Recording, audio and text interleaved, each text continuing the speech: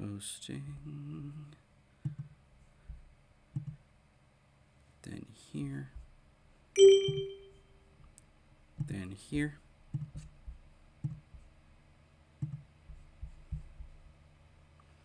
Then here.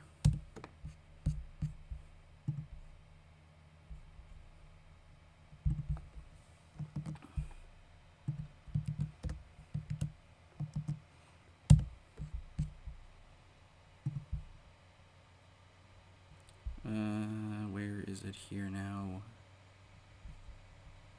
There it is. Then here.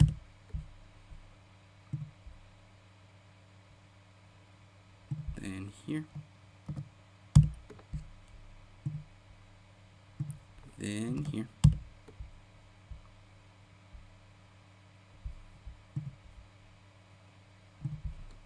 Then here.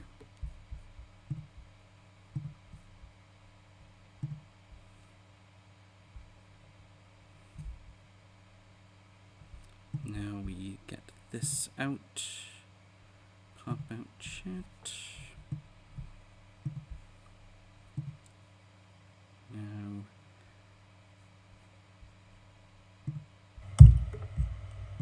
there.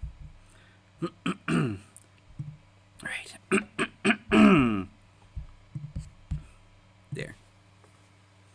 Hey guys, RanterInShades here, exercise my First Amendment rights stream style. Now, I'm sure you're probably noticing all the white in the background. This room was recently painted. If you didn't see the video that I posted on my channel last week, I'm moving in a couple months, and a bunch of my stuff is all boxed up and put in this boiler storage room, like right across the room over there. I kept some of my, general guitar stuff and general film stuff out here and whatnot. Camera's over here now because I packed the green screen and the lighting kit up. So, got that going on with me, and that's just been, eating into a bunch of my energy, so I haven't really had the energy to really do much over here, but that's not the reason that I'm doing this stream. The reason I'm doing this stream is because something that's been going on over the last couple weeks is my best glam metal bands you never heard of video is the new most viewed video on my channel. It passed the Striper video once it hit 20k views, and I think it's about to hit 30k pretty soon. Like, let me see, has it hit there yet? Let me go back over to here, then go to your videos, then order it by views. All right, it's at 28,884 views, and if I go to the dashboard over here, I gained 177 new subscribers in the last 28 days.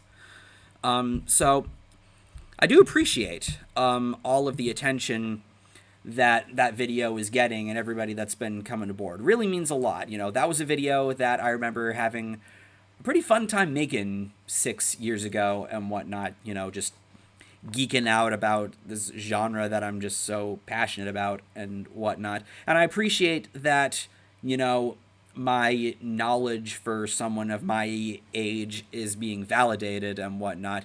Even if, a bunch of comments I've been getting on that video are mostly saying, why isn't this band included? Have you heard of this band? Check this band out. I've heard of all of these bands. So, yeah, good for you for realizing that the title is total clickbait.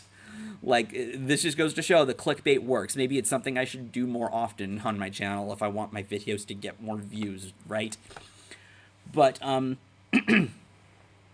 as appreciative as I am of all of this, there's one thing that I would really love if people that are subscribing because of that video would understand. And they're probably going to find this out sooner or later. But if you're subscribing thinking that you're going to be getting more videos like that one, talking about glam and talking about 80s metal and all that, you're probably going to be a bit disappointed. This isn't to say that I'm never going to talk about this stuff, because, knowing me, it always finds a way to make it into my videos and whatnot. So, I'm not going to not be talking about that at any point in the future, but I don't want people subscribing thinking that this is a glam channel or an 80s focus channel, a nostalgia channel, or anything like that. Looking at the shirt I'm wearing right now, Incubus, that should give you a bit of an idea that, for as much as, people are saying, oh, you have great taste, man. Good to know that you love this stuff and not the stupid pop and rap shit that's popular right now. There is rap that I like. There is pop that I like.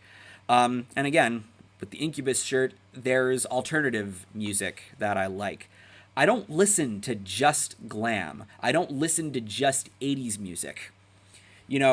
My taste in music extends far beyond the 80s, far beyond 80s metal, even. There's alternative rock that I like. I'm a pop punk fan. There's metalcore that I like. There's new metal that I like. There's pop and rap that I like I said. The kind of stuff that, and I mean this is no disrespect, the people of the 80s demographic and whatnot, they tend to not really like those genres that much. They tend to complain about those genres a lot. They tend to really dislike any, mainstream rock that came out after, 91, 92 and whatnot. But, even, grunge. There's grunge that I like, too. I might not be a fan of Nirvana, but there is grunge that I like. I'm not just saying this all to flex my taste and whatnot. I'm saying this because I really want people to know the kind of channel that they're getting into. I don't want people subscribing thinking that I'm just going to pander to, their taste and whatnot. I'm not really trying to pander to anybody. If anything, maybe I'm pandering to general rock fans, general music fans, and whatnot. But this isn't an 80s metal channel. That's the main thing I want people to really get across. I'm probably going to be talking positively about music that you probably might not like, and if you don't like it, that's fine. I'm not here to tell you that you need to like it or anything like that. That's never been what my channel's about. It's a common misconception about my channel that even the metal elitists, have made about me a bunch, that I just hate it when people don't like stuff that I like, and I just want people to like everything that I like and whatnot. But that's not the case, I'm not here to tell you that what you need to like or anything like that. I would just prefer to not have a bunch of comments, like if I do a video talking about a pop punk band or an alternative rock band or anything like that, saying anything like, ew, why are you listening to this alternative shit? Because it's stuff that I like, okay? That's always been what this channel's about. Just talking about shit that I like, shit that interests me, opinions that I have, general opinions and stuff and whatnot. That's always been what this is about. And, ironically, it's really kind of ironic that it's glam fans that say shit like this, when glam is one of the, primary metal elitist punching bags, bashing targets and whatnot. You'd think that they would know better than to complain about, what someone else likes and whatnot, that they like stuff that they don't like and whatnot. And, if I do change your mind about the stuff, that's cool. If I convinced you of how faulty your reasoning might be for why you don't like something, and you decide to give it a chance and you find that you like it, that's great. That really actually means a lot, that you're, willing to give, music you don't like a chance. Because there's even been artists that I used to not really like that I ended up giving a chance and found that, wow, why did I not like this? It's a perfectly normal thing, and I appreciate if I can be someone that convinces people to do that and whatnot. I'm not here to change opinions. I'm not here to tell you what your opinions need to be and whatnot, again, because it's never been what this is about. But I expect that same, kind of general respect treatment. You know what I mean? Rather than complaining that I'm not talking about what you want me to talk about, that's just not the kind of feedback that I would like to be getting on my future content. If you're going to watch it, that is, which I hope that you do, because another thing is, I have a feeling these are the kinds of people that are probably just going to only click on a video of mine if it's about something that they're interested in, which I really can't fault them for, because I'd be lying if there were channels that I'm subscribed to that I don't do that with. Like, an example that comes to mind is Glenn Fricker. I only ever really watch him whenever he posts a stupid musician text video. Occasionally I'll watch a viewer comments video if the title or thumbnail interests me enough. I'm interested in hearing what he says in the video and whatnot. But outside of that, I'm very, very seldom with which of his videos I watch. The Amazing Atheist is another example that comes readily to mind. I hardly watch him at all these days, but the reason why I'm still subscribed is because there might be something that, pops into my feed that I'm actually interested in clicking on, and if that's the case with people subscribing here, then again, I really can't fault that. I would hope that, that the people subscribing here actually have the intent on actually keeping up with the content, because, this is stuff that I actually care a lot about, that I actually enjoy making and enjoy working on and whatnot. And I don't want it to just be written off because, oh, you're not talking about glam, you're not talking about 80s shit. You're talking about the shit that I don't like and whatnot. It's almost like if I were to just never watch, a Todd in the Shadows video if he's talking about an artist that I don't like and whatnot. It's like, no. The reason I subscribe to him is because I just like his content. I appreciate his input about, music and whatnot. I'm talking about the pop song reviews specifically. But I find it pointless to subscribe to a channel that you're just not going to watch and whatnot, because it's like, what's the point? That's why whenever I notice that I haven't been watching somebody in a long time because their stuff just hasn't really been interesting me, and I mean this is no disrespect, but what I'll usually do is I will unsubscribe. I did this with Sargon of Akkad, I did this with Boogie, I did this with Mundane Matt, I did this with Chris Stuckman, probably a few others that aren't coming to mind right away. And again, not saying I hate them or that I hate their content or that their content's boring or anything like that. I just haven't really been interested in their content. And it's just been kind of cluttering up my feed. So why have a bunch of shit cluttering my feed that I'm not going to watch when I can just, not have that? And so if people are going to subscribe to me thinking that I'm just going to be pandering to their taste and whatnot, and they're really surprised that that's not what I'm going to be doing, as much as I really hate saying this, because no YouTuber enjoys saying this at all, but the unsubscribe button is down there if you're really just not at all interested in what my content is about. Because I would think if you're going to subscribe here, you would, have an understanding of what this channel is actually about. And, you find the content entertaining and interesting and well-made, and you find me to be likable and whatnot. That's why I would think someone would subscribe to somebody and whatnot. And another thing on that note, let me just take a swig first.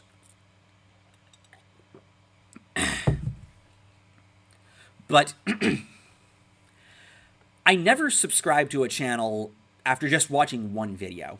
Not unless it's the only video on their channel, it's their first video, and I really think that they're going to go places with it and whatnot.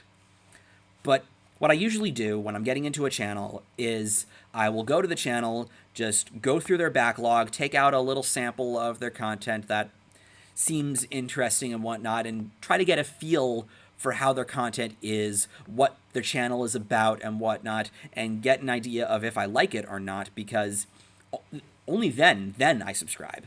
If I'm really liking what I'm seeing, I'm really engaged, I'm really finding myself really enjoying the content and whatnot and getting a lot out of it, then I will subscribe. And I'll do so if I really have the intention of actually keeping up with their content and whatnot.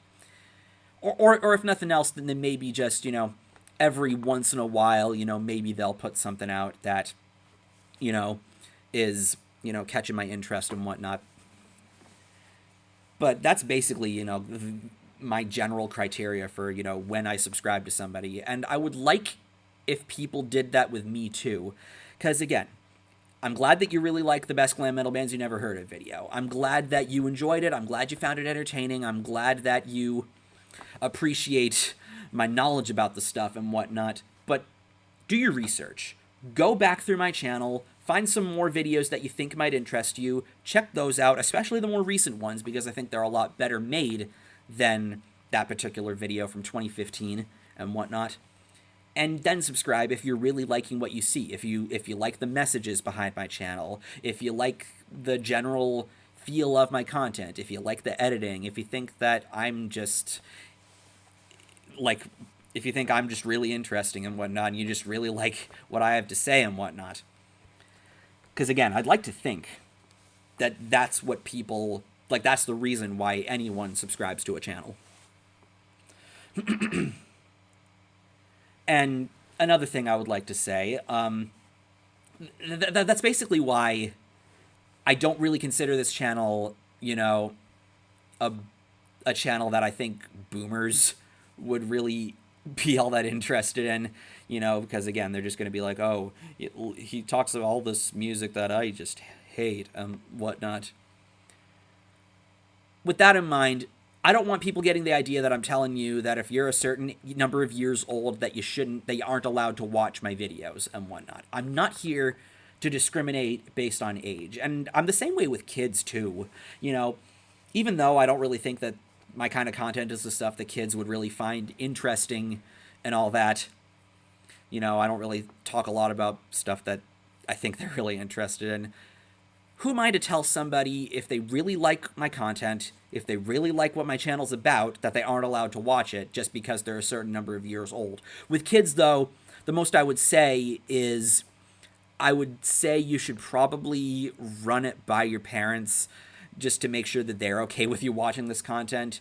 Because if they don't think that this channel is appropriate and whatnot, then you should probably do what they say, or don't. Be an edgy rebel and whatnot, and just watch my content anyway. Because I remember I actually did that when my dad tried telling me to stop watching South Park one time. It didn't stop me from doing it. But, because, one thing that's coming to mind, there's this one channel that I watched a couple of videos from that someone sent to me. This channel called KDH. He did a couple videos on Steve Terraberry, and a lot of it sort of, I guess, acknowledges and validates, an opinion I've had on him for the last, 3 years, I want to say, that his content has just been really throwaway as of late. I think a lot of the complaints that he had are all sort of rooted in that. But one point that I remember him making, and this was a point that I really just didn't like all that much because it really just seemed like a really stretchy point just for the sake of making a Helen Lovejoy argument. He was making the argument that because he has a young audience and whatnot, he has kids that watch his content, and yet here he is, making a bunch of sexual references and, doing sponsorships for Adam and Eve. He's selling sex to kids or something like that. I thought that was a really stretchy point. Again, just for the sake of saying, won't somebody please think of the children? But for the sake of argument, say that's what he was doing. If parents are getting the idea that that's what I'm doing, that's not going to be the case. I don't think my content is, offensive or objectionable or really all that controversial at all. Most I'd probably do is maybe just spout an opinion that they probably don't like, or, oh no, he swears, oh no, call the police. It's big deal. But I don't think these are going to be big enough issues that would make a parent tell their kids, oh, I don't want you watching this RanterInShades guy, not until you're older and whatnot. I don't think they would probably be having these kinds of issues, but, I can't stop you if you do decide to have those issues.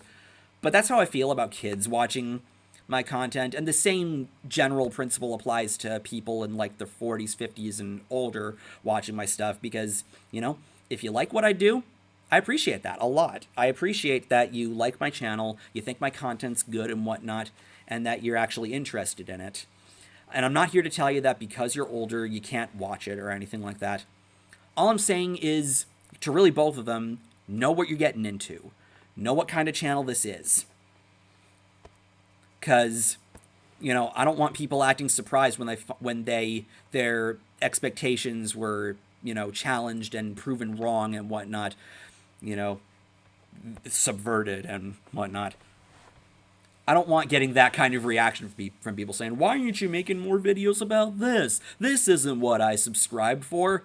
I would just prefer to not have to deal with that. You know what I mean?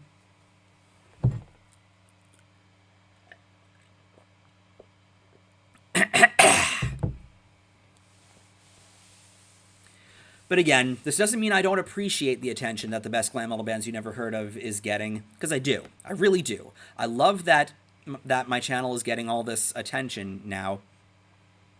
But if people are subscribing to that video, this is just my message to you. Know what you're getting into if you're going to, you know, be subbed here. You know what I mean? But yeah, other than that, welcome, I guess.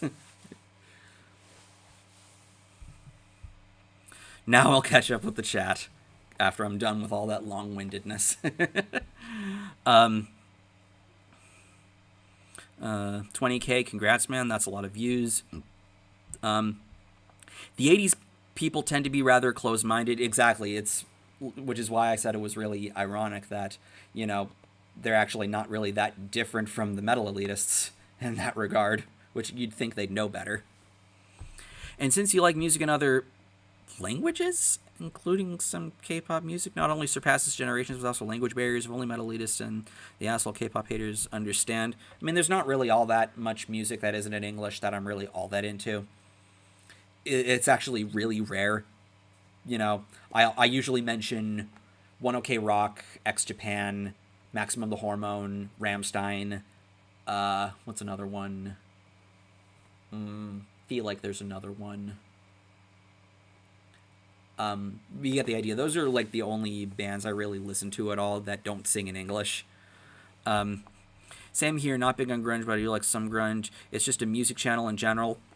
I mean, music is, I guess, like the main sort of general root thing, but, you know, there are some non-music related videos I do have on my channel. But these days it tends to mostly have a tie-in to music. But basically that's what my channel is basically about. I consider myself... the term I use is music commentary. I also do the same whenever there's a YouTube channel I don't watch, and if the channel is a ghost that hasn't been uploading anything in years, yeah, that too.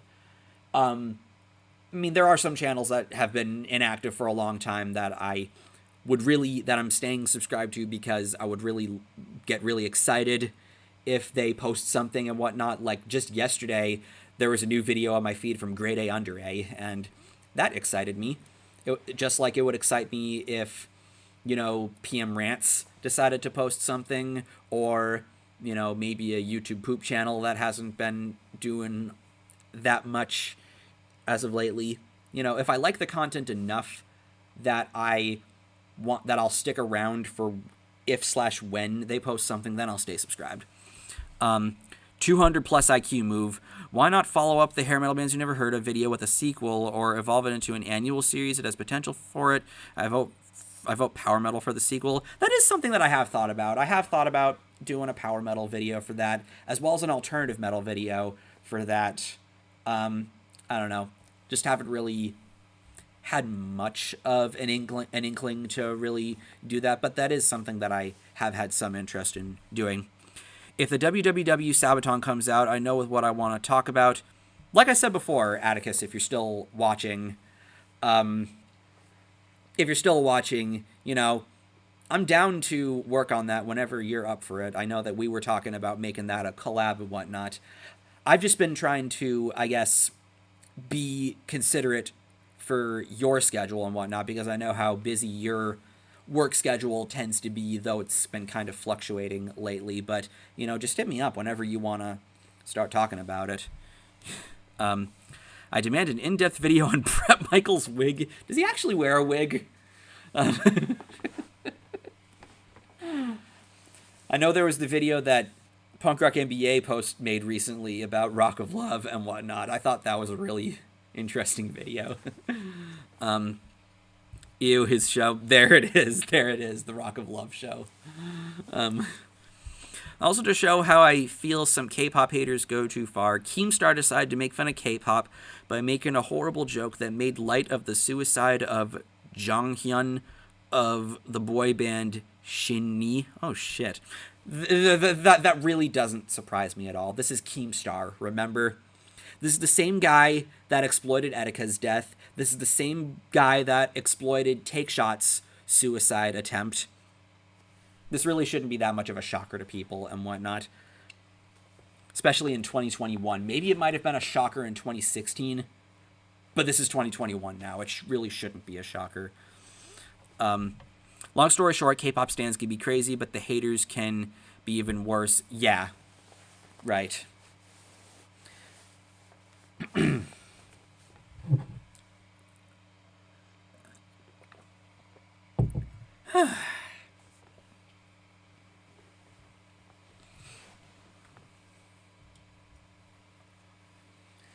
Yeah.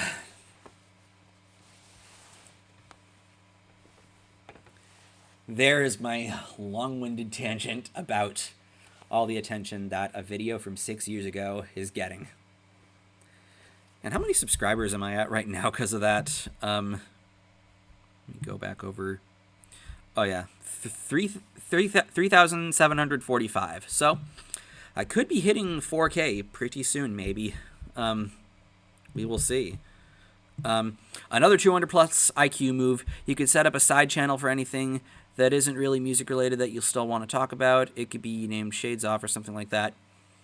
That was another thing that I remember having an idea for a long time ago. Like, I remember thinking maybe I could rebrand my original first channel to be for that purpose, just for, like, you know, just a second channel. I even created an intro for it when I was really bored. It was a really minimalistic intro with the words Shades Vlogs being typed out, and it uses the song Funny Little Feeling by Rock and Roll Soldiers, which is one of many songs that I got into because of one of my brother's video games. There's a line in the song that goes, "I'm bored, still bored, I'm so bored." And that's the fucking intro song. That is something I thought about, but I don't know. I have a feeling that I'd probably be really inconsistent on there, so that's a big thing that sort of kept me from doing that. Let me know. I know what I want to talk about on the What's Wrong With category. Totally.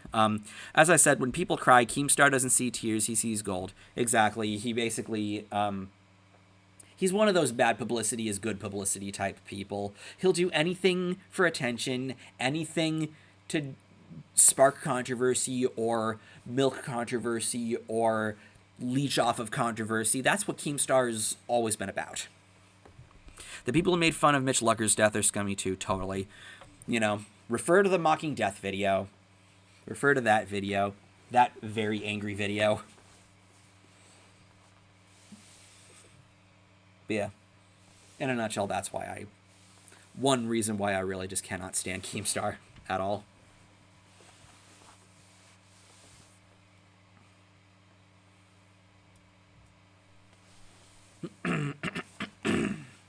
What is this Discord notif? Oh, it's Damien shilling his shit. Which, by the way, go subscribe to Damien Skyfire, because he's a swell dude.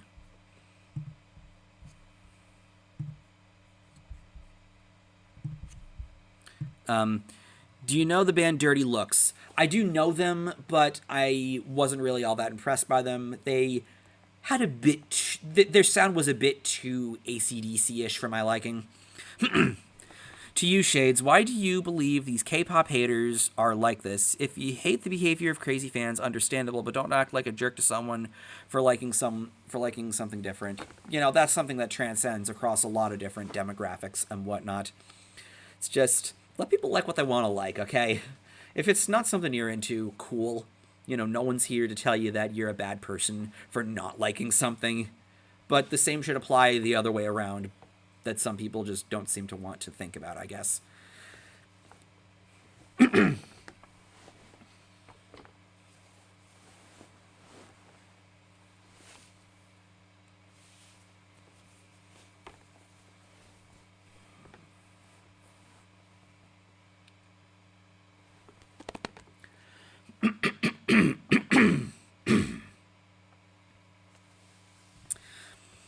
Also, with this whole hashtag Stop Asian Hate stuff going, I felt like bringing this up since some K-pop haters are also racist. Doesn't really surprise me there as well, but honestly, if you're going to bash a genre of music, or even not bash or anything like that, there's no reason to bring race into the equation at all, or make it a race thing. It's like, can you not?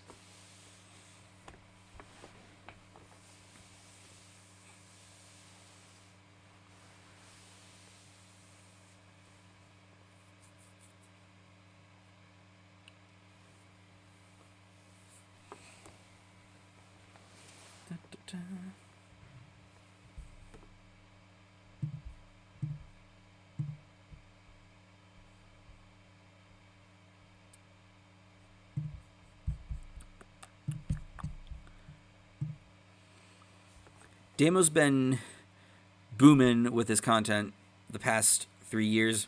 Yeah, it's been getting a lot better. He's been trying to do some more with editing. Obviously, I'd love it if he would try to do some more, because I'm a sucker for really good editing and whatnot. But, as far as, general ranters and whatnot, he's got solid speaking ability. He's a funny dude. And, I'm glad to have actually made both his disclaimer and his intro. So, yeah. On another note, I unfortunately had the misfortune of looking at that horrible Scorpions. Oh no! Oh no, you saw the Virgin Killer cover? Oh god. Yeah.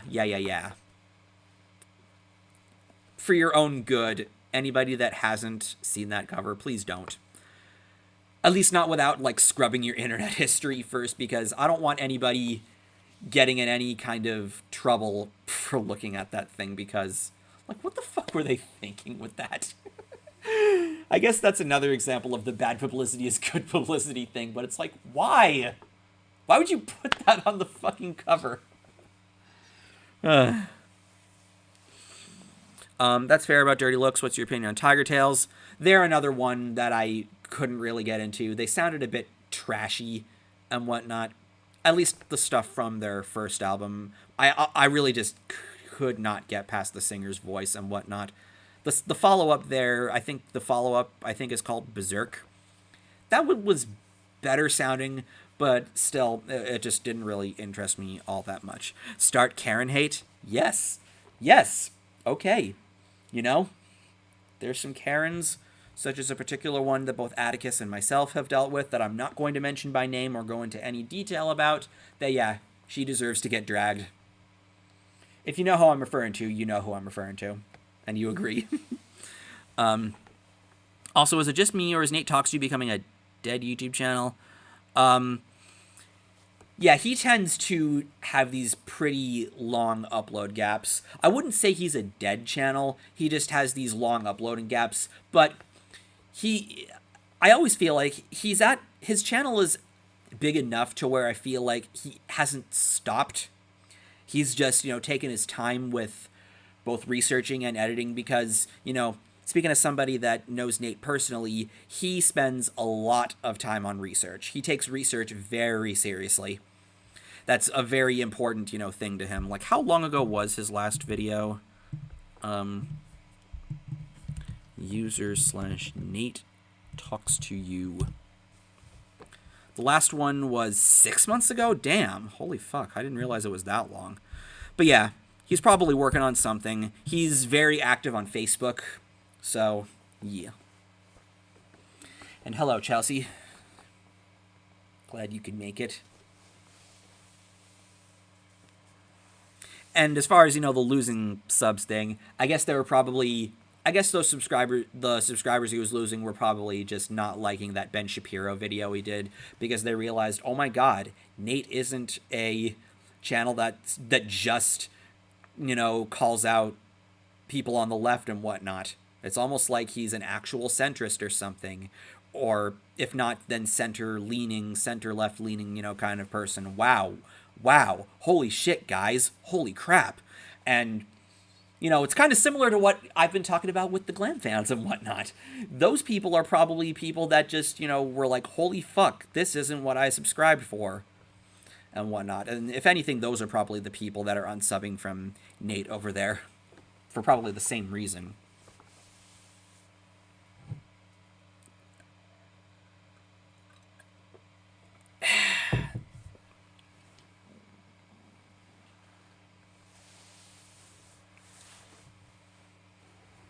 But yeah, love Nate as well.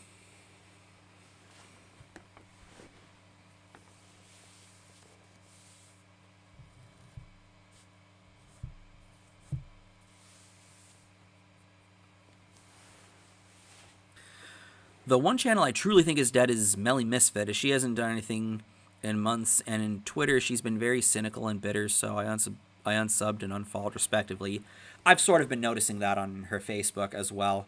You know, I don't have any interest in stopping being friends with her and whatnot. I still think she could be an okay person to talk to and whatnot. Though I'd be lying if I were to say that I wasn't noticing that about her. Last I checked, I think she just got rid of a bunch of the videos on her channel. Let me go to her channel right now. User/Melly Misfit. Okay, she only has 3 videos on her channel.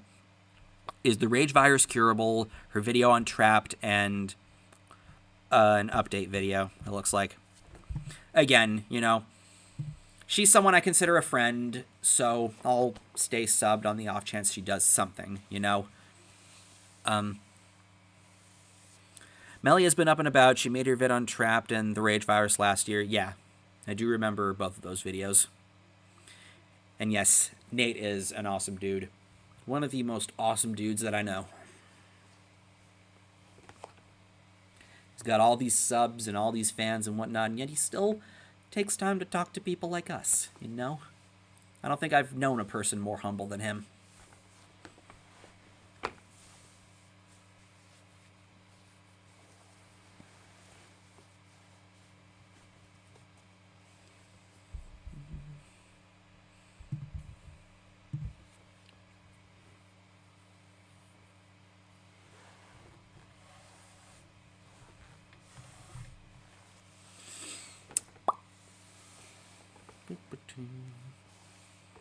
I personally don't understand why she deleted her videos, as they were really good. Same here. There are a bunch of people, actually, I could say that about, especially in the ranting community. You know, I've been noticing that's been kind of a thing that a lot of people have been doing. The Random Gangsta, Blue Magus, Take Shot Action, Some Gay 827, bunch of people have had a pattern of doing that. You know, and it's like, at the end of the day, it's your channel. You can do what you want with it. But still, though, I feel like, you know, your videos, your old videos should at the very least be accessible to people that want to watch them. That's why I have no intention, whenever I throw in the towel over here, whenever that happens. But I have no intention on getting rid of any of the videos that are still public on here. Because I believe that, you know, people can still get something out of the videos, even if there might be an outdated reference or it's on an outdated subject and whatnot. There's still a point to be made. There's still a lesson to be learned from the whole thing. And of course, there are people that, you know, might have some nostalgia for my content. They might have some videos of mine that they just really like going back to. And who am I to take that away from them just because I have moved on or anything like that? So that's why I have no intention of doing that, just so I can put that on the record. That's what's noble about Nate. He is the GOAT. Stevie being one. Like Melly's videos on Rose McGowan was so funny and insightful, so why delete them? I mean, if she felt her production was inferior, I understand, but still, there's definitely some criticisms to make about her production, but still, I feel like the points were fine enough, the editing was decent enough that it's at least, I guess, watchable. There was also her video on MDA that I thought was very well done. Me, myself, but they were cringy vids, most I keep on. Yeah, like, are there videos that I made years ago that I don't exactly look back the fondest on? Yeah, but if I still stand by the overall point and whatnot, that's the most basic reason why the video is still public on my channel, is that there's still something about the video that I stand by and whatnot.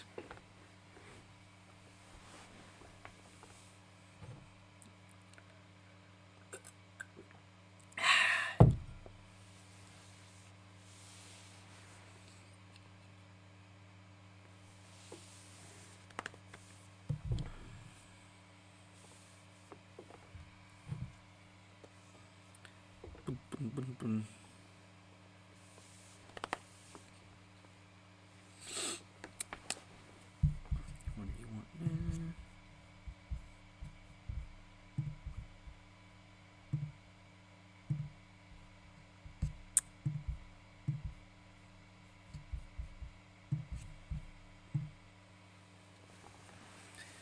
But yeah, you don't need to worry about me getting rid of any content or anything like that.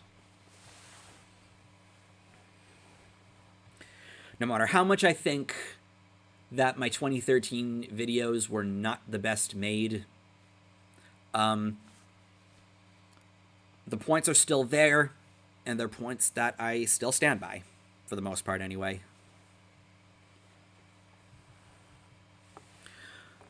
Gonalok's also slowing down a bit in his upcoming rate, though I put that down to how he puts a lot of names into his videos and occasionally does some history stuff with certain sources. Whenever there's like a long upload gap that a certain channels tend to have, I tend to attribute that either A, to researching, or B, to editing.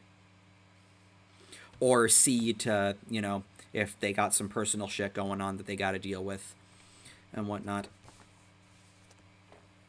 You know, kind of like with me, actually. I've been having some personal life shit that has been, you know, kind of more of a priority than videos, but I still have plenty of ideas for videos that I would love to see be made, you know, before I, you know, close shop and whatnot. Because if I don't make those videos, I'm going to feel like there's a bunch of unfinished business that's just going to weigh down on me for years. So I would like to be able to have done those. Also, Millie now deleted her Twitter, so I feel that'll give her a chance to take a break from the internet and regain some peace. I honestly think more people should delete Twitter, because Twitter is just a terrible place to be. Because it'll save you. It'll definitely save you a lot of negative energy and whatnot.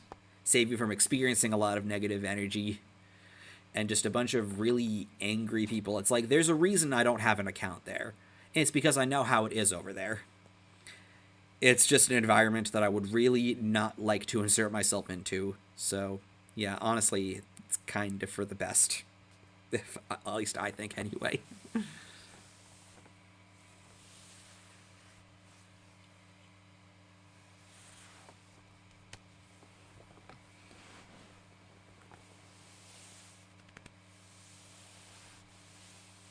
Hashtag dump Twitter. Yep.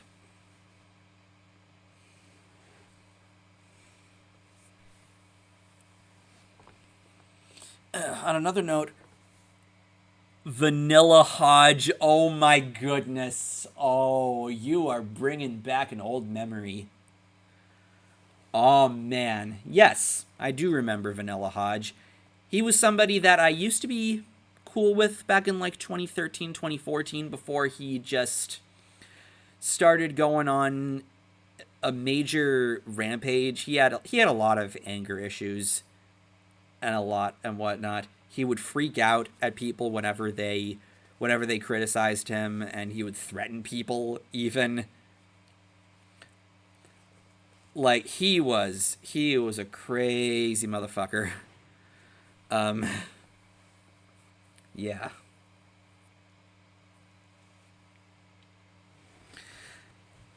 And it's also because of him that I'm aware of Youngblood Fantasy 91. because of his videos on Hodge. Everyone should keep old videos. It would be good archive videos and good self-reflection.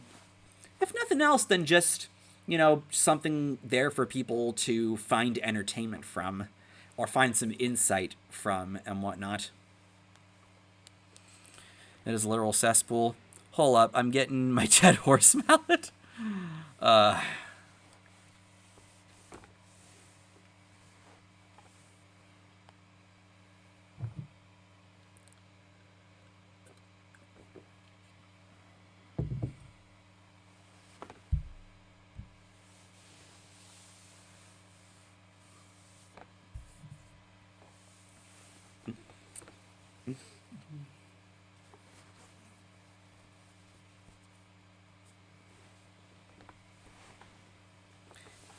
Hey, Space Metal is here.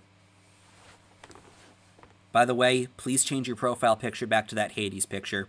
I miss it.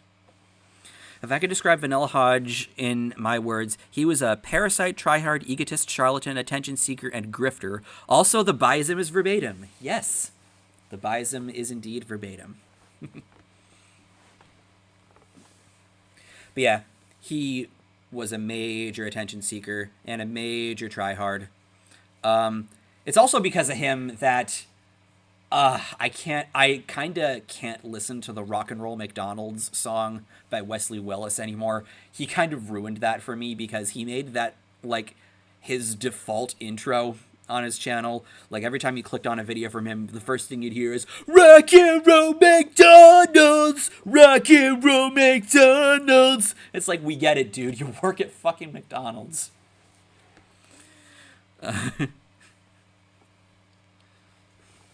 I will eventually. Good. Because that's a much better profile picture, in my opinion.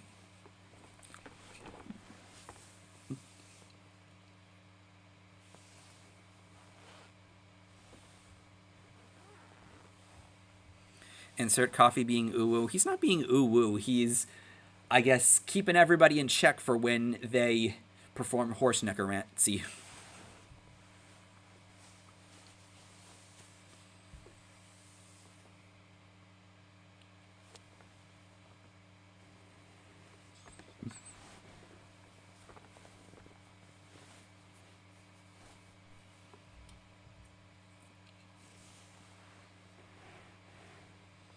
Hope I make it to Megadeth in July. I hope you do too. Need Big 4 completion. Stat. Wow. For whatever reason, I thought that was an acronym for something. I thought you were trying to say ASAP, but yeah.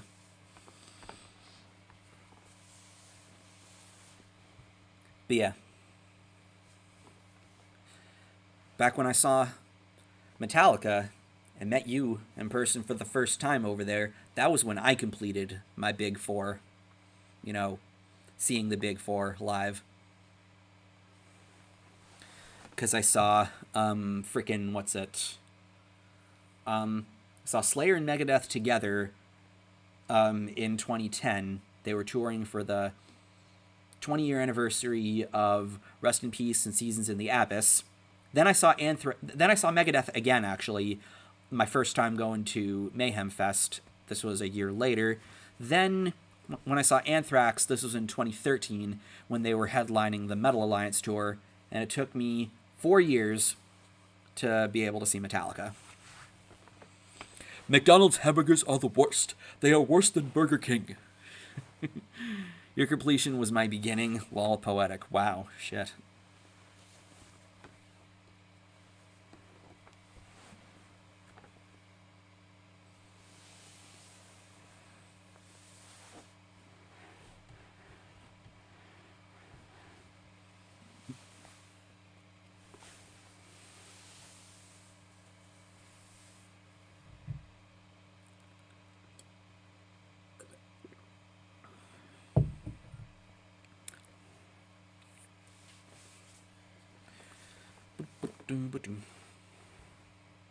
God, now I have the song in my head. Oh my god. No.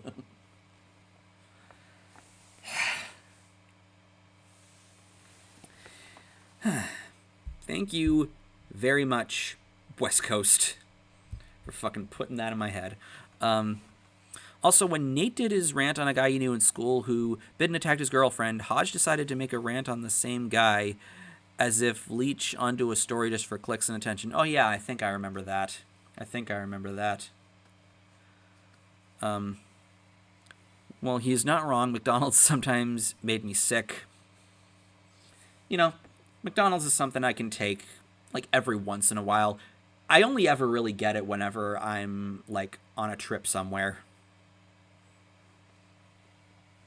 I only eat cultured fast food like Slayer Burger.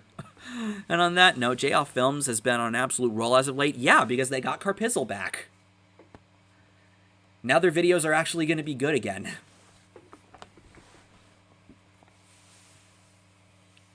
Because, yeah, Carpizzle was, like, the ultimate, like, secret ingredient for what made their videos so great in the past.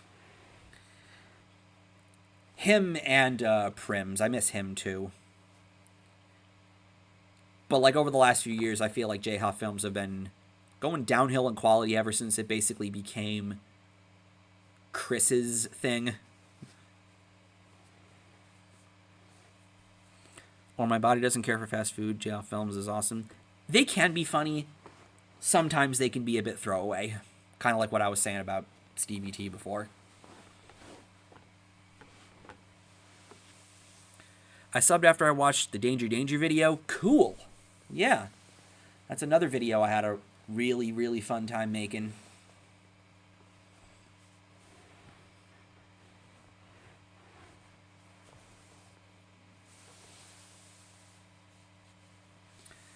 On that note, I should listen to some Andy Timmons sometime soon.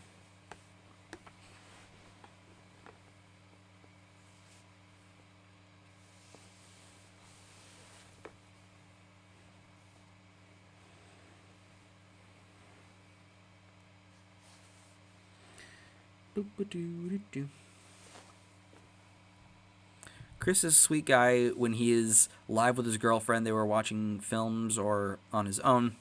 Yeah, I mean, he seems like a cool dude. I just didn't really like that it was just pretty much all him all the time on the channel. It's like, there are other guys, you know, other cast members, you know.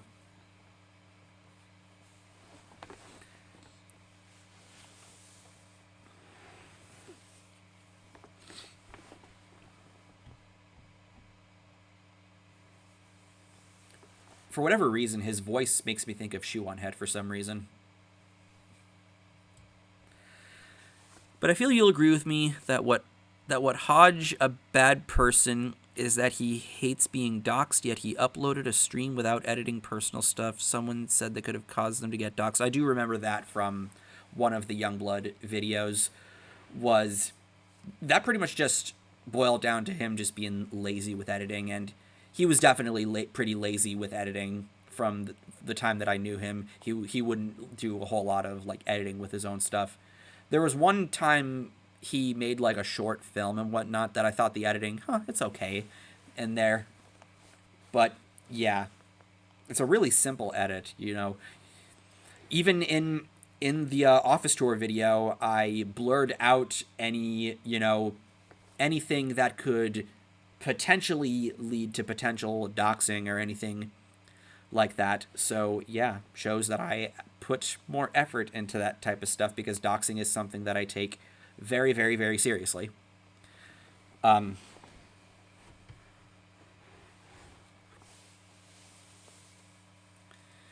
Emerald Bull, please stop beating the horse. It's already dead. Thank you. Yes, insert the fucking clip from The Simpsons of the kid going, "No, stop! He's already dead!"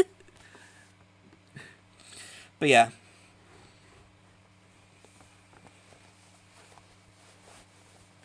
As much as Hodge is an amusing person to reminisce about, I'm not really sure I'm wanting to talk about it much more. Do hope he's doing okay, though.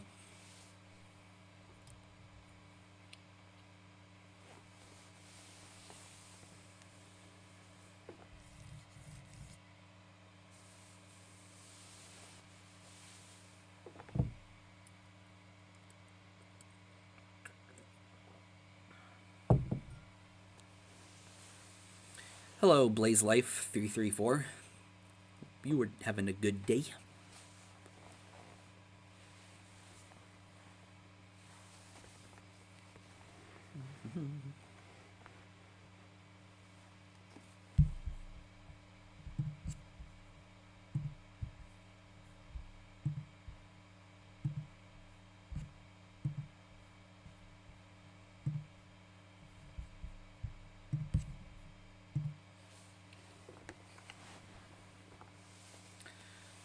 On a better note, what is the most beautiful movie studio logo you've ever seen?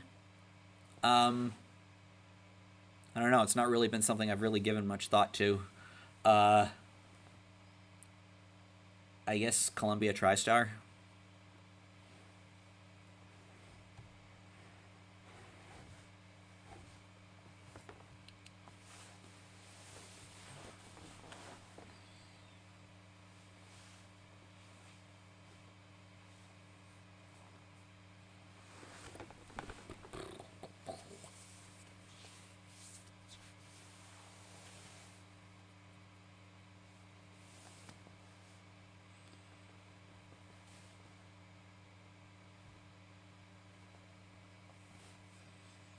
I am planning on getting out at around 8 to do my Sunday night errands, so I can still hang out for a little while longer. So, you good.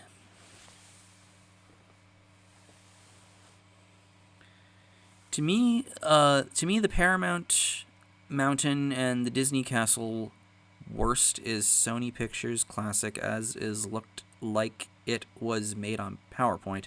What about if it on 5 times you change your mind on a topic? Maybe. I do have a What's Wrong With planned for a band that is a good example of that. I'm not going to tell you which band it is, but it's going to be an interesting one to make because I'm going to be speaking as someone that used to not like the band. But I do have that planned one day. I'm not sure if it's the next thing I want to do. I do feel like the next video I should make should be a What's Wrong With. But I just have not decided on which one that I want to do. It could very well be that one that I was just alluding to. Maybe. We will see.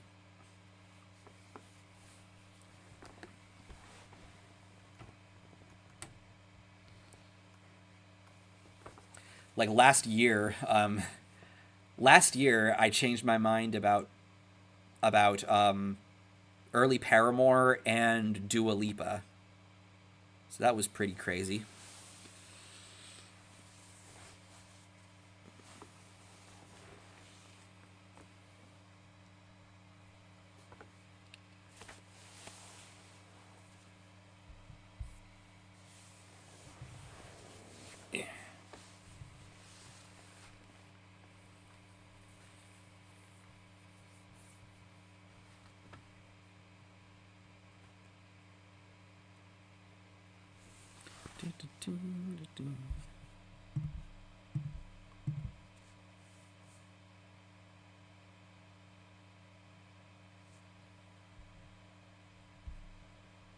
Ooh. Ooh. Let me add that to my watch list.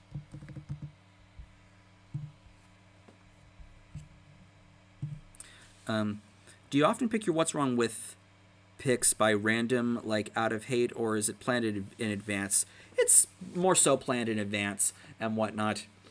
Like, I think of bands that I think would qualify for it based on, if, I see a lot of contention being pointed their way and whatnot. And how I decide is usually, it's just like with any, like, other video. I usually need to be thinking about a particular topic for me to start a script on it. And scripting is my least favorite part of making videos. But once I start a script, I tend to find myself, like, on a roll with it.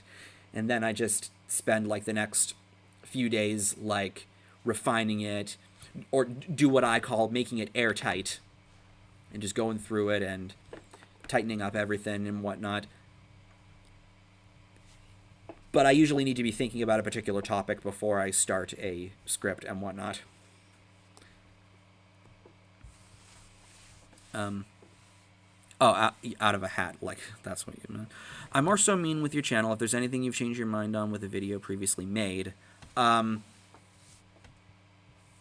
not much there, because like I was kind of saying before, you know, if I didn't still stand by a video, it wouldn't be public on my channel. Like, I didn't stand by it in, like, any capacity whatsoever. It wouldn't be public on the channel. There are videos that aren't public anymore for those kinds of reasons, as well as just, you know, just me not liking them and whatnot. But, you know, if a video is public on my channel, it means that there's still something about it that I stand by and whatnot. I can't really think of very much that I, like, from a video that I changed my mind on. Nothing that's really coming to mind, anything. I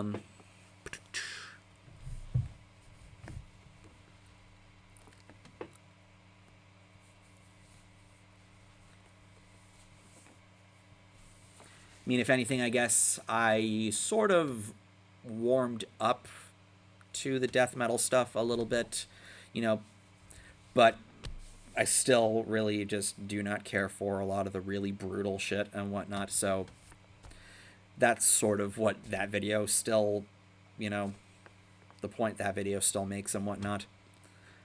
But that's about as much as I can think at the moment.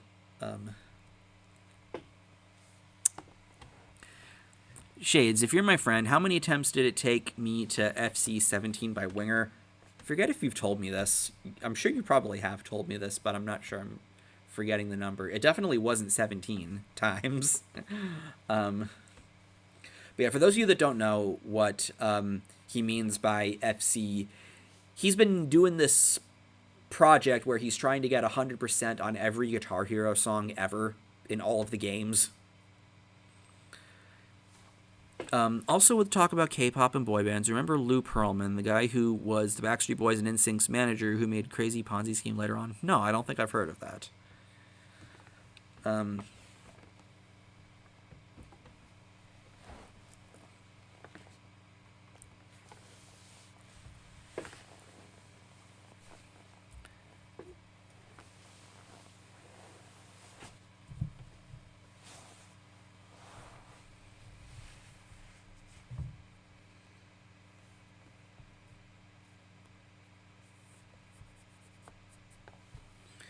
Add a 52 to the song title. Oh, okay, so...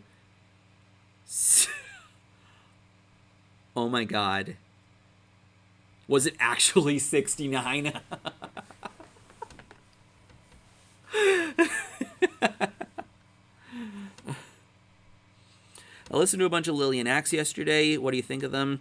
Well, you know, I'm sure, given that you have seen the Danger Danger video, you've probably watched the Best Glam Metal Bands You Never Heard of video that sort of spawned this stream. And Lillian Axe were an honorable mention in that video. They're pretty awesome. Their album, Poetic Justice, is really good.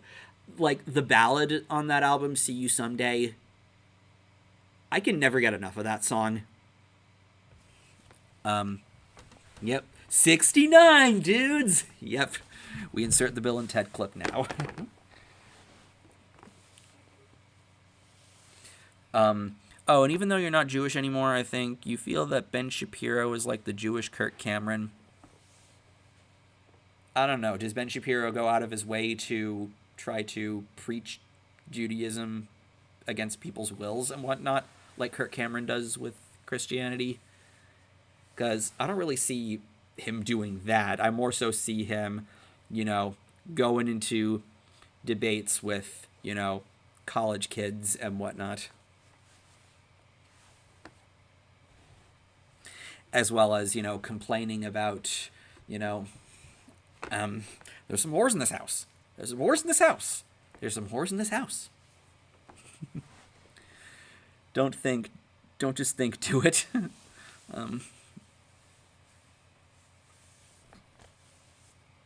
Don't know what that's in reference to, but okay.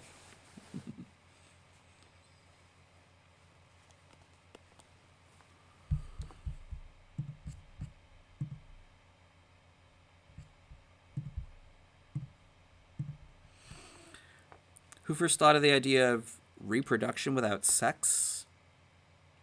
I have no idea. Probably whoever it was that figured out that you could create babies through test tubes or something. I don't know. I mean, I feel like since there are animals that reproduce asexually and whatnot, there's probably somebody that tried to study if there was a way that humans could reproduce asexually. Your wife. Okay. I just feel like Ben Shapiro gives Jews a bad name, and I even heard that in person. He's an asshole who will probably treat a barista like garbage.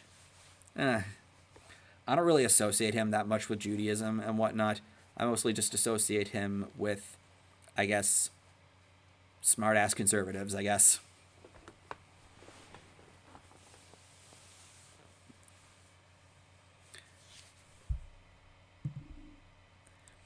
At Emerald Bull, not really seeing the comparison with that for Ben Shapiro. If anything, he's just a fast-talking living meme who sells basic bitch conservatism talking points. Yeah, pretty much. Right there. Like, that's all I really think about when I think of Shapiro.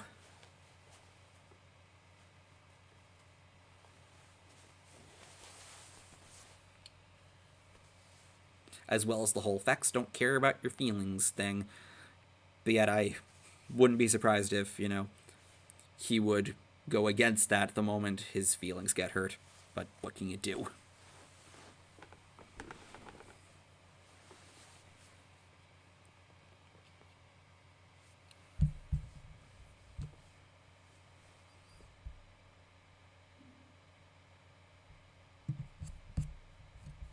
Wrong thing.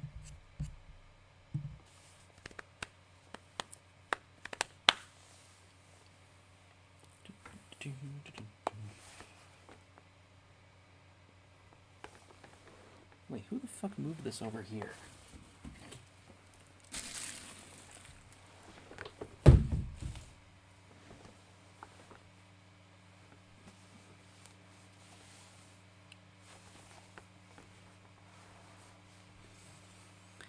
Oh, and I read that the Spongebob episodes Midlife Crustacean and Quarantine Crab might be going out of circulation because of the panty raid scene, the bad timing of the episode, respectively. Aw, come on. It's like, these people do realize that the whole punchline of the panty raid scene was when his mother comes in and he realizes, oh fuck, we just panty raided my mother's house. Like, that's what the joke of it is. And then Mr. Krabs turns to SpongeBob and Patrick going, why did you tell me this was my mother's house? And then, I forget who says it, SpongeBob or Patrick, is like, why did you ask? That's the joke of the whole scene. Like, come on.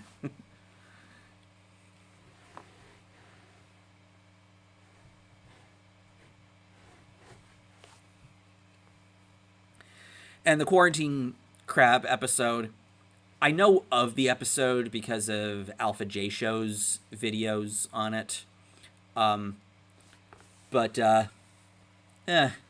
That's a bit more understandable.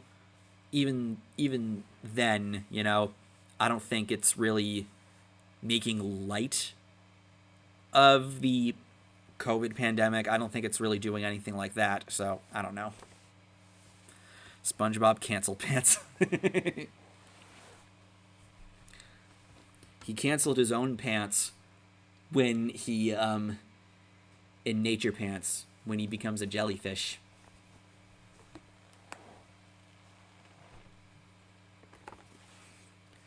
But yeah, that's dumb. That is really dumb.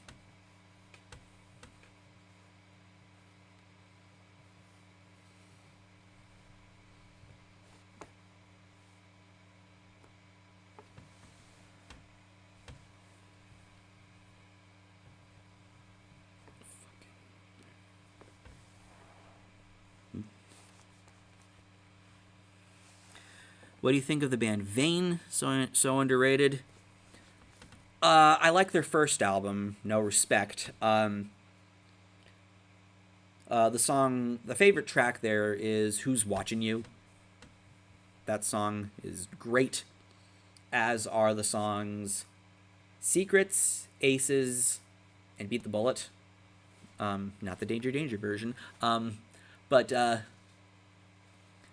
really listened to anything much of theirs outside of that. One thing I remember like learning about Vane was that in their heyday, they were getting a shit ton of hype from press. Like, it was kind of absurd how much hype they were getting, and then the album comes out and it just doesn't do anything. It's like, how? What could have been better is for Paramount Plus to take note from Disney and place a warning disclaimer for midlife frustration instead of doing a ban. Yeah, exactly. You know? I mean, as much as I think the whole disclaimer thing is kind of silly and whatnot, it's at least better than outright deletion. Or reworking or anything like that.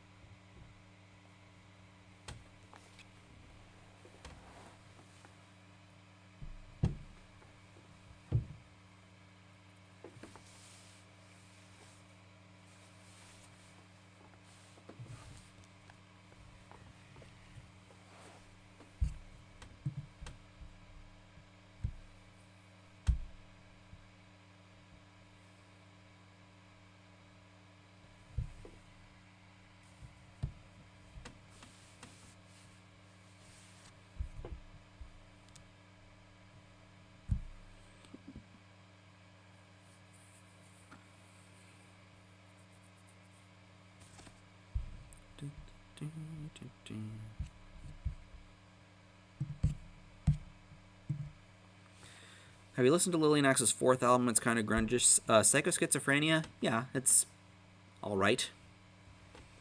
And funny story, some conservative, loony politician lied about Nickelodeon removing a character from Paw Patrol as he's a police puppy, and it was around the time of George Floyd. That seems kind of absurd, an absurd kind of measure to take from that. It's like, yeah, you're allowed to be outraged about that whole thing, but I think just outright removing characters might be a bit of an overreaction. And it wouldn't really surprise me if, there were a bunch of like fake news stories about, oh, they're removing this character, or anything like that. What's up with that new Paul Stanley soul music album? Paul Stanley is not really someone I keep up with, really. All I really tend to listen from him is just some stuff from that self-titled solo album he did, as well as Live to Win, which that track fucking rules. But if he's doing soul music and whatnot, it seems kind of funny considering, his own bandmate is Mr. Rock is Dead and whatnot. You'd think if you didn't want rock to be dead, you'd actually make some rock. So, it seems kind of counterproductive there.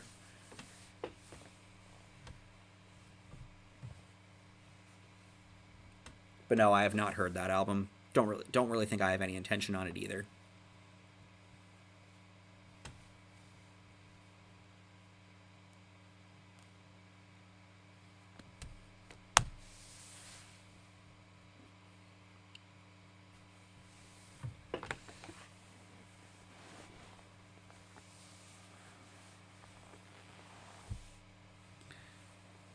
Oh wait, it wasn't Nickelodeon removing a character, but outright canceling Paw Patrol. Either it wasn't true, but the politician pushed that lie out of Nick canceling Paw Patrol just to push her agenda.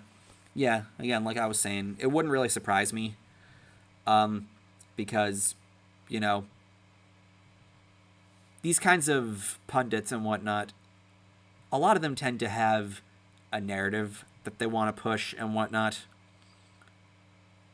And, you know, censorship is an easy way to really rile people up because of the whole, I guess, totalitarian nature of it.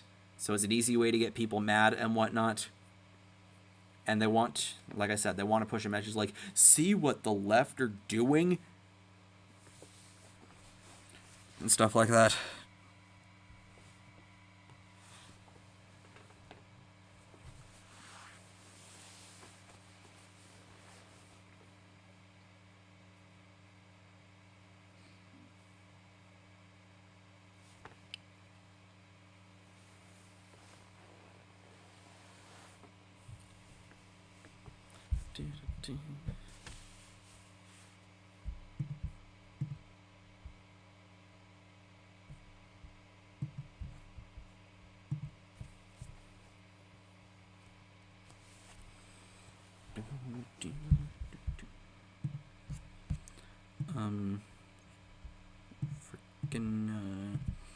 What was the last show you went to before the world ended? Devin Townsend. Back on March 1st, 2020. It was Devin Townsend, Contortionist, and Haken. Great fucking lineup. One of the most magnificent prog lineups that I've ever seen. It was a fun time. Couldn't ask for a better show to have be the last show before COVID and whatnot. Doesn't make me any less itching to want to go back to concerts. Because 2 of the concerts that got postponed because of COVID ended up getting canceled. And if Space Metal is still watching, he knows what those 2 shows are. Thankfully, the Rage Against the Machine and My Chemical Romance reunion shows, I've not gotten any notice about them getting canceled, which, that makes me happy. But I still have to wait till, like, August for those.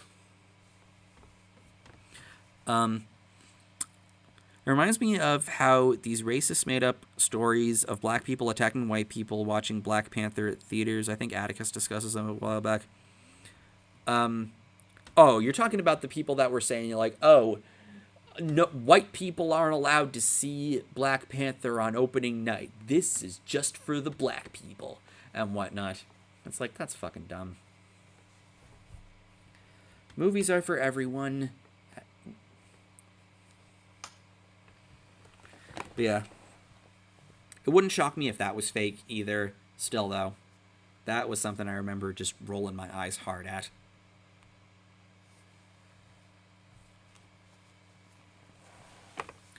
It shows me how terrible it is when people spread lies to further their agendas, though I guess it can show how one's lies can become one's truth when it comes to their personality. Yeah. Like, one thing that was, being talked about, a lot recently, and this is when I was talking about The Amazing Atheist earlier in this stream. The last video of his that I watched, he was talking about the whole Dr. Seuss and Potato Head thing, how they were getting canceled even though they really weren't and whatnot. Like, both of those were kind of blown out of proportion. I still think it's kind of dumb that it even happened, but it doesn't mean that there weren't people just blowing the both of those out of proportion. Speaking of Paul Stanley, what did you think of the Shocker soundtrack, I Love Dudes of Wrath? Don't know what that is. I'm sorry.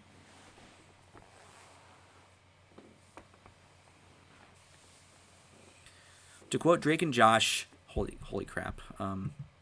Thank you, email. Yay, someone appreciates a Spongebob reference I made on Damien's new video. To quote Drake and Josh, am I calling them liars? Well, I'm not calling them truthers. Well, they're their own truthers and whatnot.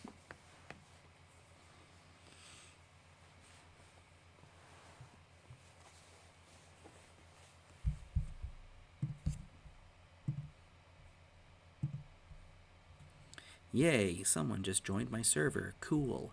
By the way, guys, the link to my Discord server is in the description if you want to join.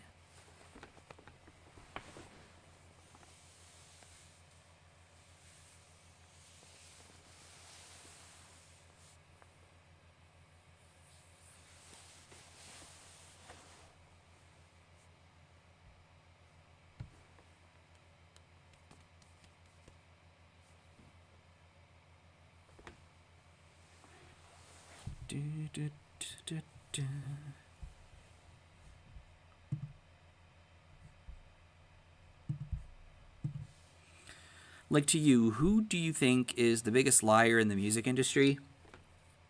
I'm going to answer this question with a recent, I think this took place on Discord. Someone asking if Dave Grohl is the Jesus of rock, who is the Satan. My answer to that was Gene Simmons. Because, I didn't start calling Dave Grohl the Jesus of rock until he responded to Gene Simmons when he first started going around saying rock is dead. And I think that probably would make Gene Simmons probably the biggest liar in music. My stance is one of video or it never happened. I only half meme on that.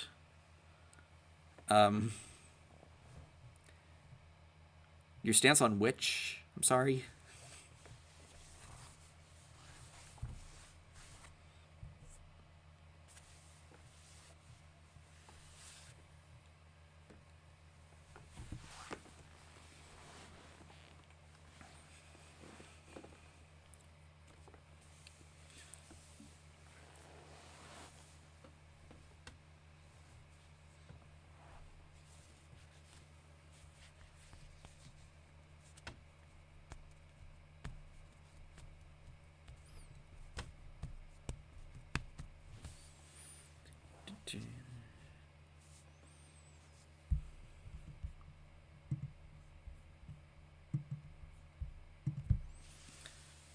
Also, remember Lindsay Ellis, the nostalgia chick? The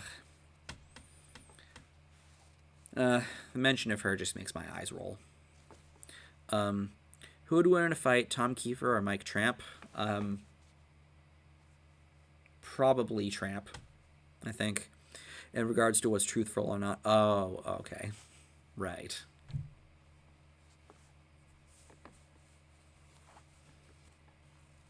But yeah, to live, laugh, love, since I notice you're asking a lot of, glam and hard rock related stuff, by the time the stream finishes processing, I would like you to watch the beginning part of this. You probably have picked up on it throughout the stream, but this isn't a glam channel. This isn't an 80s nostalgia focused channel or anything like that. And I give a very long-winded explanation on why earlier in this stream. So make a mental note to do that. On that note, your background looks like you broke into Doug Walker's studio. I think his background wall is like more light blue than straight white. But I do see what you mean. But yeah. I have my camera set up here because I think this would make for a more interesting backdrop than just being against the white wall. I could, but I also have it plugged into a extension cord over here, so I kind of need it to be close by. You've got a stellar shirt. Oh, I see what you did there.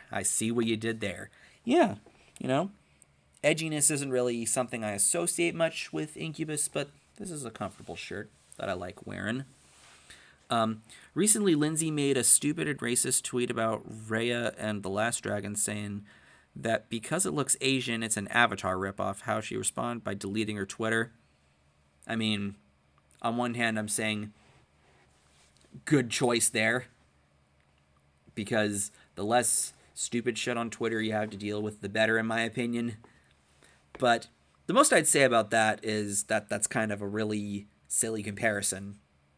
That's like the most I really feel about what you're saying there.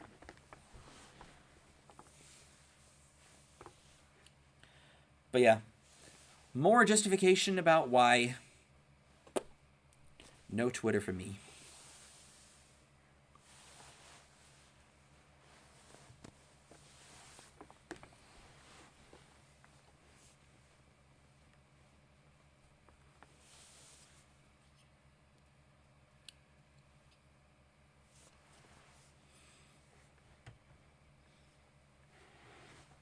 But yeah, I never really liked Lindsay Ellis. I always just saw her as another one of these, you know, super woke bread tuber people and whatnot, and that's just never been my thing. She even made dumb comments saying the Pixar movie Soul is a pro-life movie. Not surprising, as she is still a rad femme SJW. A pro-life, maybe pro-life in the sense that you want to live your perfect life and whatnot, but what does it have to do with abortion?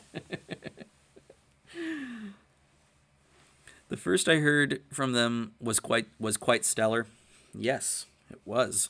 I feel deleting your Twitter wasn't good, as she could have said sorry, as it came across as cowardly, but whatever. I can't really fault people for wanting just nothing to do with that platform once they finally see for themselves, how it really is and whatnot. At Emerald Bowl, that's dumb as fuck, because Avatar isn't an Asian show. It was made in the US, so the people throwing racisms in there are indirectly exposing themselves as racist. Yeah, like...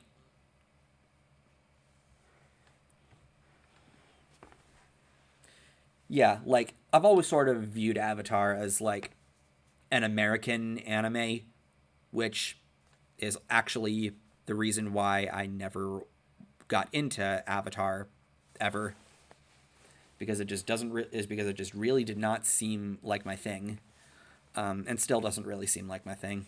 But yeah, I understand the comparison, but still,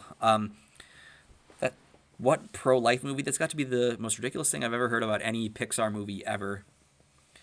I once knew a guy that called the Lego Movie an anarchist film. I haven't seen the movie, so I don't really know what he means, but it sounded really dumb. But yeah, Soul is excellent. You should see it if you haven't. It is the best thing that Pixar has made since Coco.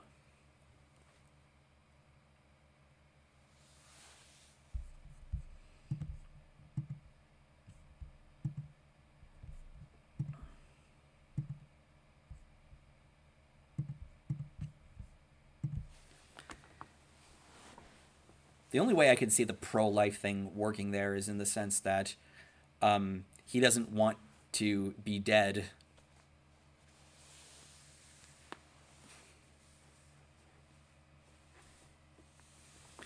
But trying to parallel that to an anti-abortion narrative, I really don't think makes sense. And I agree, Mr. Coffee, as it shows how hypocritical, out of touch with reality Lindsay is, hating racism but being racism herself. Yeah. It's kind of a pattern with a lot of, those kinds of people. They combat racism by being discriminatory against white people and whatnot. That's something that I notice with a lot of those kinds of people. They're discriminatory against the groups they see as the majority and whatnot, but yet preach an anti-discrimination and pro-equality kind of message. It's like, I don't really think you can do both right there. even then, does pro-life only have to be about abortion to begin with at all? Probably not. But, I don't know.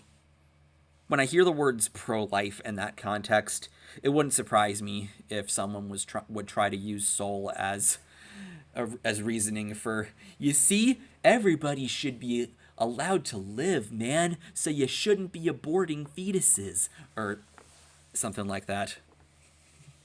It wouldn't shock me. Also, did you know that Jordan Peterson claimed Frozen is a propaganda movie on the PKA podcast? He's another out-of-touch loony like Lindsay and Ben Shapiro. Jordan Peterson I do like a little bit, mostly for the free speech advocacy. I don't agree with everything that he says, and that right there sounds like a really kind of silly thing to say. What is Frozen supposed to be propaganda of? Like, I don't get this. Like, if you don't like the movie, cool, but why do you need this kind of a justification?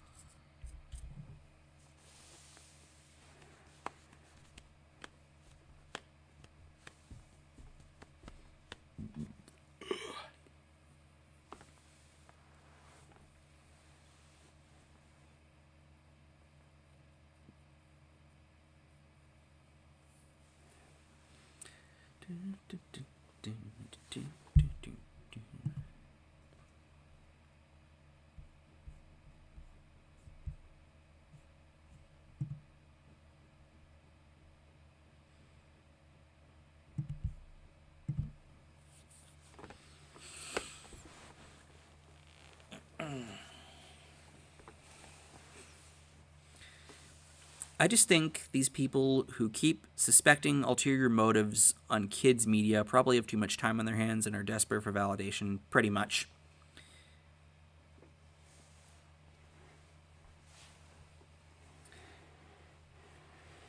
Or they just want attention in general.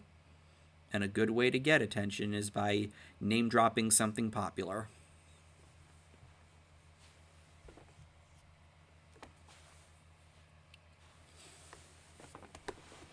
But yeah, I've always found it really weird whenever people do that with kids shows and kids movies and whatnot.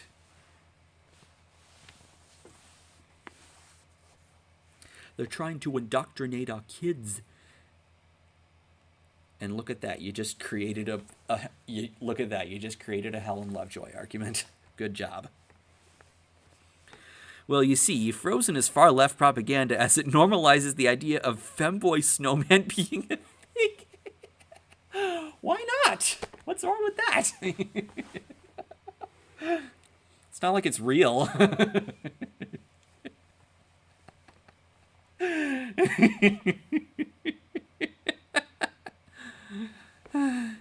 The only time I saw a cartoon with an ulterior motives were those cartoons made by Jehovah's Witness. Oh my god, yeah! I remember making a video on that.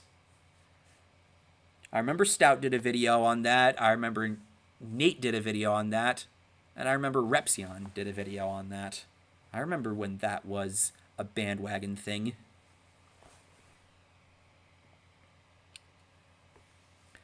And I remember a comment on that video very vividly. It's one of the best comments I've ever gotten on a video. I was wearing my Anthrax shirt in the video, and someone commented, "RanterInShades, who listens to metal bands like Anthrax, Jehovah or Satan?"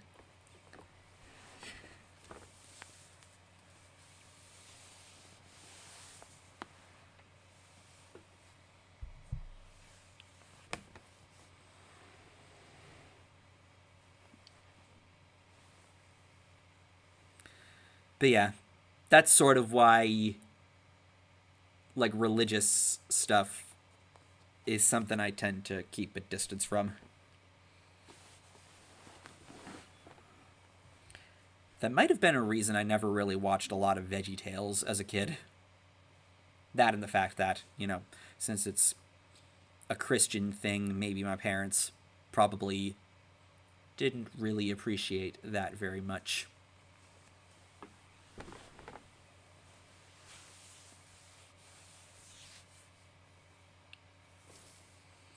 I for a sec thought you were going to mention Demon Dog. Oh my god. Another fucking classic. Another classic right there. But no, that's a whole different story. Those cartoons are no different than the animes made by North Korea, like Squirrel and Hedgehog, pure propaganda. Yeah, not really something I'd know about.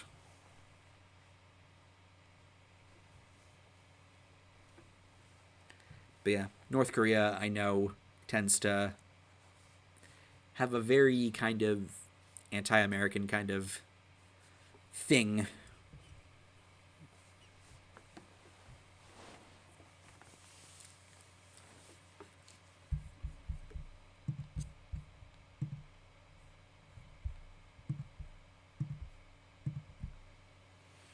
Yep, a classic lol cow.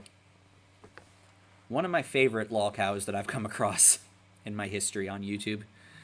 I was BTW watching your video commentary on him the other day. That one, I remember having an alright time making that one. Not exactly one I think was the best made, considering I was going off the cuff on that to sort of, I guess, mock him a little. But yeah. Also, would VeggieTales technically count as propaganda? I guess depending on who you ask about it. Maybe some people would view it as propaganda since there is a religious kind of thing going for it and whatnot. The way I see it, I feel like anything could be considered propaganda to anybody. Like, there'll always be some argument someone will make about something being propaganda for something. There's always somebody that's willing to do that with anything out there. So it wouldn't really shock me.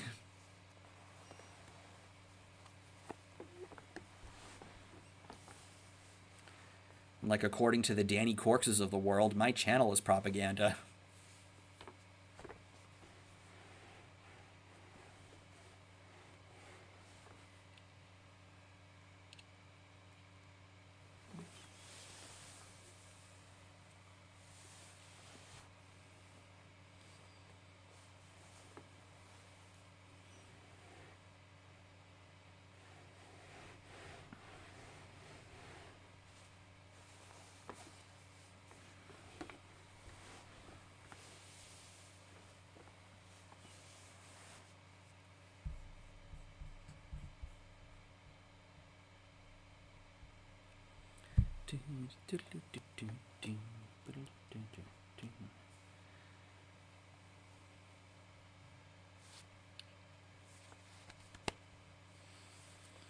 Also, as a suggestion, may I recommend RGB light strips for your new room and office?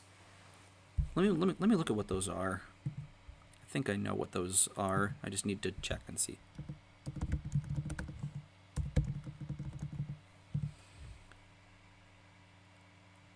Oh, shit. That would be snazzy. I'm not too sure I want that, though.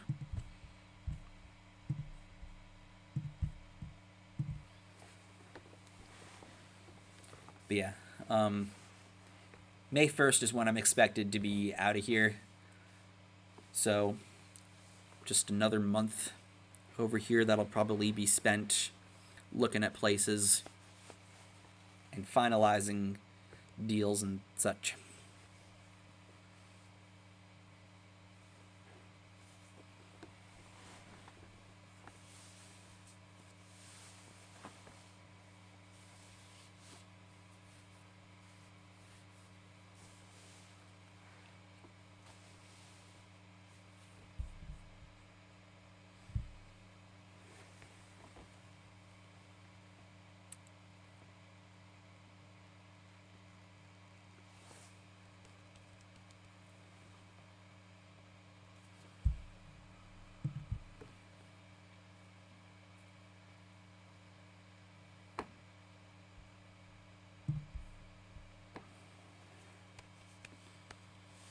I just feel I would make your room like colorful and nice.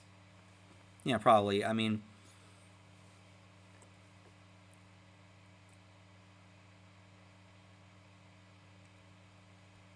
that'll be in like a maybe thing. Again, there's probably going to be a bunch of stuff that I'm going to be getting in the coming months and whatnot that I mostly just need to wait until I get the thing just so I can take measurements and take note of any other thing I need to get.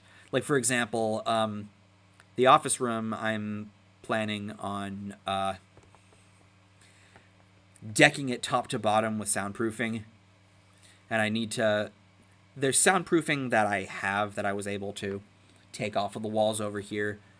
The stuff on that wall over there, since it's concrete, I could not get those off, so they had to be kind of like, ripped off. So I can't use those. So I just need to take measurements of how much more I need to get. So that'll be a thing for another day. Oh, and I saw a video of how an electric guitar works by having it cut in pieces, and the comment section was in tears. What kinds of tears? Tears of joy or tears of, like, upset? All right. You're messaging me on Facebook. Let me check this.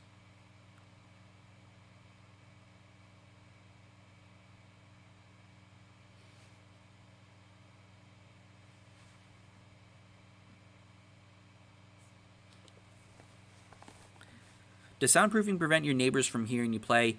That's what it's supposed to do. Like, noise regulations is, one of the reasons. It's also for, like, acoustics reasons.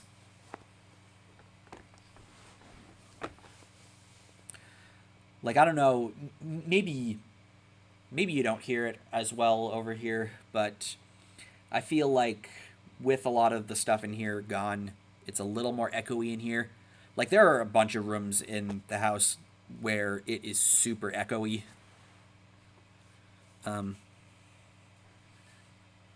When it comes to printers for your office room, do you prefer laser or inkjet? Both work, but Epson and Canon are good brands. I have a printer already. Again, the previous video on here, the office tour video, you see what printer I have. Tears of Sadness says they hated seeing someone take apart an electric guitar. Oh. I mean, at least, I imagine the guy was at least, I guess, not being super destructive about it, like smashing the thing and whatnot. Like that one video of a bunch of guitars getting, like, bulldozed over, like, driven over by, like, a tractor, by a bulldozer. You should look into stone wool installations as great at insulating sounds. I think that's more for, like, professional studio and whatnot.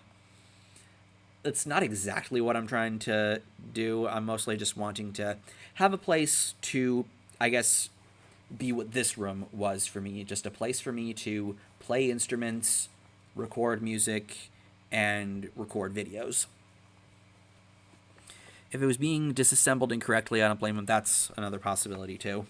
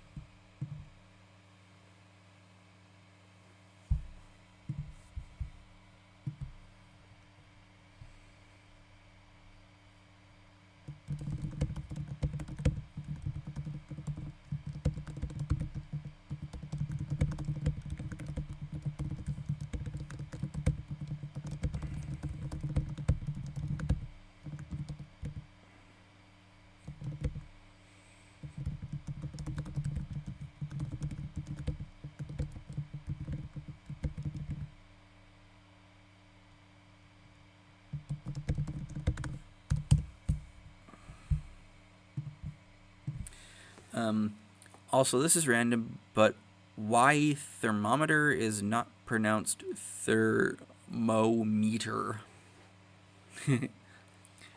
Yeah, it's one of those weird, language dissection kind of things. Thermometer. I have a feeling it was probably invented with the intent of that being how you pronounce it, but everyone just pronounced it thermometer, and that just caught on.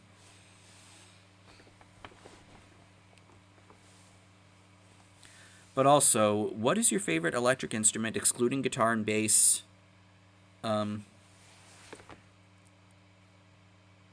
Guitar.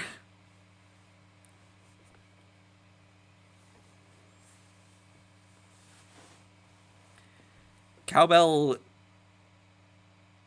I guess, could be an electric instrument if you set it up like that, but I'm not sure that's what it counts. But yeah, there is a cowbell over there.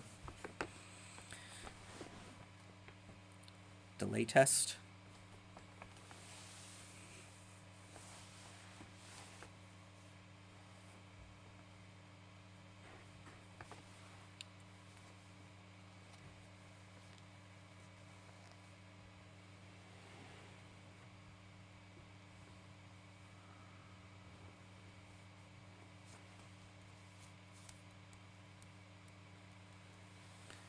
Dun, dun, dun.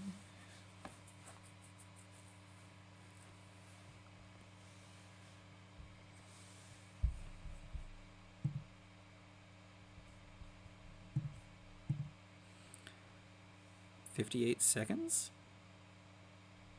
Oh, now I know what you're doing. You're doing a test to see what the lag is between, the chat and the stream. I don't know how the shit works. Or if there's something I need to pay attention to lessen it.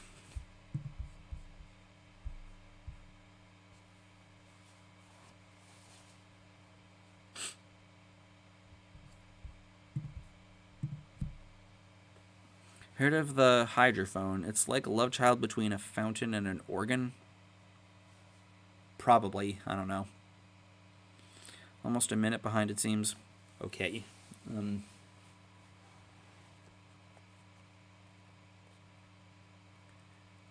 Another instrument that I have a bit of a fondness for is Hammond organ.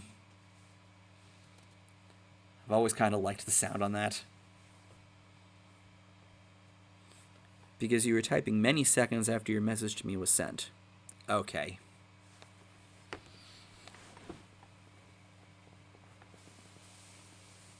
I tried refreshing, still way out of line. Yeah.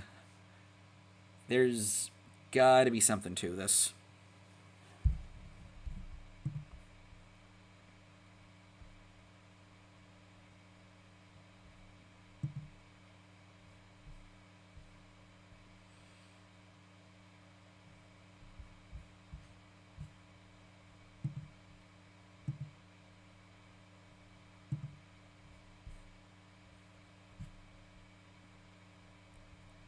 Maybe it's something in OBS.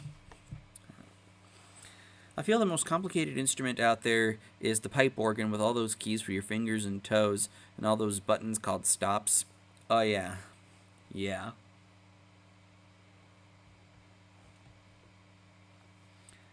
I remember watching a Rob Scallon video about this huge organ, and it's like, man, imagine playing that.